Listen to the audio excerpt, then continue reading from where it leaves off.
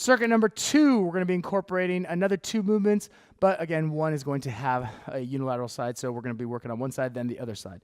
So it's going to be a staggered stance, single leg deadlift.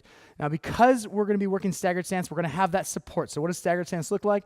All we're going to do is taking that bilateral stance, the feet together, and we're just going to slide one foot back, still keeping in line with my deadlift. So slide that leg back. Now, we have a couple different ways you can play around with this. First way is we will just hold the bell on the same side of the leg that's working. So on the ipsilateral side, that's how we can make this a little bit easier. Now, if that bell is a little bit light or we feel like challenging ourselves, let's go contralateral. So now the opposite arm to leg is working.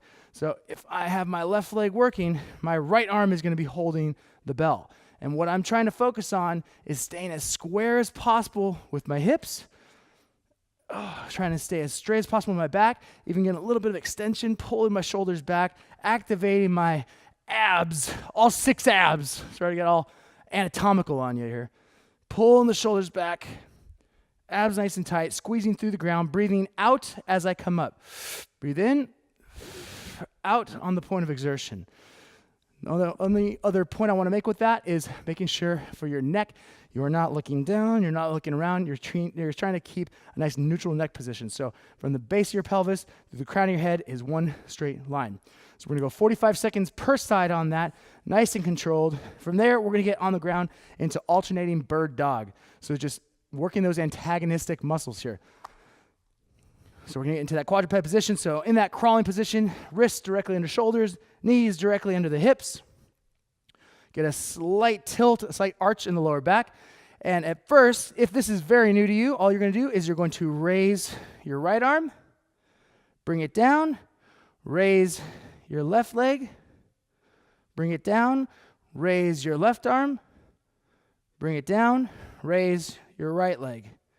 Bring it down. So the idea here is that you have a glass of water or a ball on your back and you cannot let it move around. So you want it to stay in the same position. Once that feels comfortable, then we can alternate.